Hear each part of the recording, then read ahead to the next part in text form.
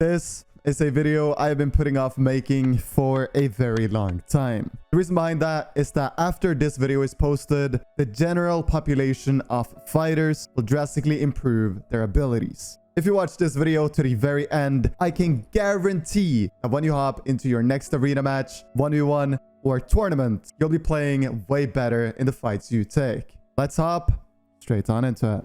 Nearly no one knows how to peek, and all the videos I have seen on peeking have had lots and lots of misinformation, making players play worse because of the tips shared in the videos. So to make you a better fighter, I'm gonna teach you how to perfectly peek every single time. When doing a peek, a lot of people use the gray selected boxes on the edit menu as an indicator of where to position themselves before performing a peek. Doing this will unfortunately make your peeks incredibly bad. In order to instantly improve your movement and peeks, you want to look at the transparent lines of the edit you're about to make, and not ever at the gray boxes on the edit menu. This will make it way easier to know if you're fully protected behind the wall you're trying to edit. Another major mistake nearly everyone makes when doing a peek is pressing their S key on their keyboard or holding backwards on their controller stick. Most commonly, this is done on peanut butter edits, like showcased in the background footage and the 3 square edit. When in reality, you want to control your movement, always holding down a W and using the A key if you want to go to the left and the D key if you want to go to the right. When doing a 3 square peek, you want to stop your movement by resetting the edit. And this is obviously easier on mouse and keyboard than on controller, but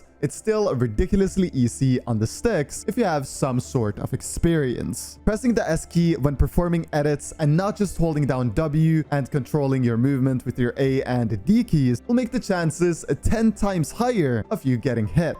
Learn how to control your movement, always holding down W and using your A and D keys for sideways movement. Using the 2 techniques I have shared with you so far, you now want to start practicing piece control whilst being fully covered behind the wall. This is incredibly easy to practice when you have the knowledge of the transparent lines and how to use your movement. In the beginning, you want to make sure you practice this slowly, but that you do it 100% accurately. Try different edits and see if you can fully box someone whilst there being a 0% chance of you being shot. And spoiler alert, you can full piece someone without them even having a chance of shooting you on nearly every single edit. A lot of people think they have amazing piece control, but in reality, they are easier to shoot than a player standing still when they are building their pieces around you. Against good players, you will get punished heavily if you can't piece control them without showing your body. Additionally, you want to try to make the mouse movements as small as humanly possible. A lot of people overdo both their edits and builds, and this is extremely ineffective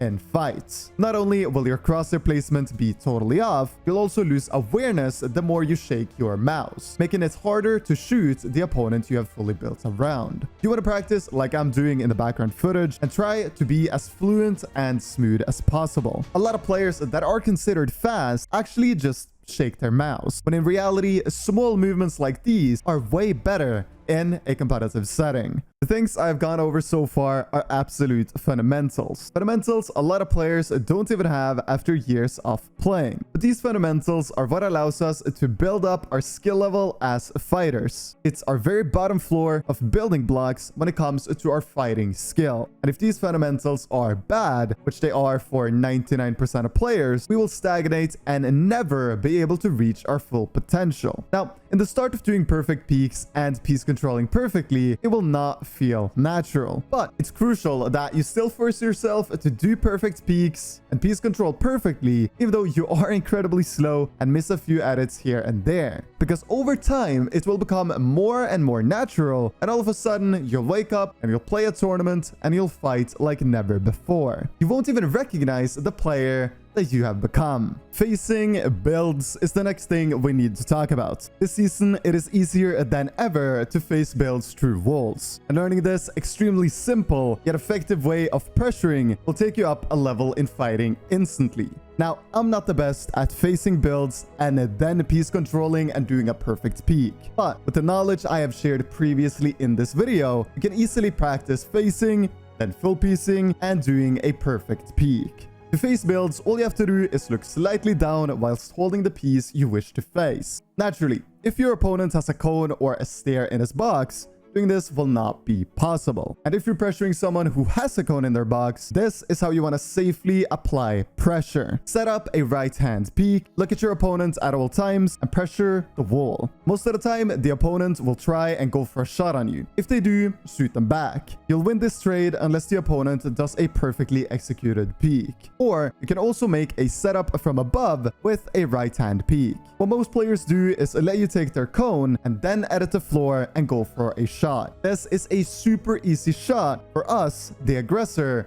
to hit. Now, playing defensively really only comes down to one thing: having the guts to deal damage back to your opponent even though you are at a health disadvantage. In many scenarios, you can simply pull off a perfect right hand peek and deal damage back. In other scenarios, you can go for pre-fire shots when your opponent is pressuring your builds. And sometimes you just have to play patiently and build more space. One thing you need to keep in mind when playing defensively is that the #1 rule is to always reload your weapons before healing up. Not having ammo is one of the biggest reasons people fail to succeed when playing defensively. Most low-tier players focus primarily on healing when they haven't reloaded first, thinking they need to have 200 health before going for a play on their opponent. The result of this way of playing is that you'll waste hundreds of mats on essentially nothing, just building space and wasting your resources. In fights in tournaments, you can't sacrifice 500 mats just to pop 2 minis. By all means, be patient, but take the chances you are given, go for pre-fires, and to go for perfect right-hand peeks. The final thing I'm going to talk about in today's video is tempo switching,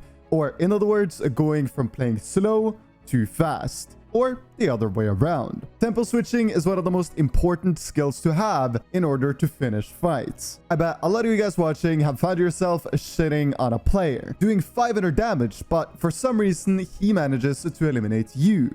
This is because you don't play your advantage and you don't play fast enough. In solo arena and solo tournaments, you need to have the courage to fight on low HP if your opponent is also very low. In the background right now, I'll play a clip of me fighting Andretta to show you what I mean. So opening up the fight, I get the hardest tag.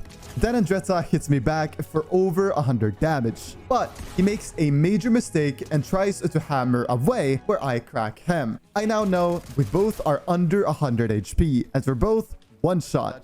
His first instinct is to heal up because he has splashes. Mine, however, is to pressure Andretta and try to force out a mistake. As you can see, Andretta did a missed edit where I could have killed him. When I didn't get this opportunity, I switched tempo from incredibly fast to slow yet again. I missed out on my opportunity. But in solos, you need to finish fights as quickly as possible. And if you're both one shot and you're the confident one, you'll win that fight 99% of the time. If you practice the principles I have shared in today's video, I can guarantee that you'll see more success in the fights you take. Thank you guys so much for watching all the way to the end. And let me know what you think about me including some of my Twitch clips in the video. I'll be seeing you guys very soon with another video. And until then, stay safe and take care.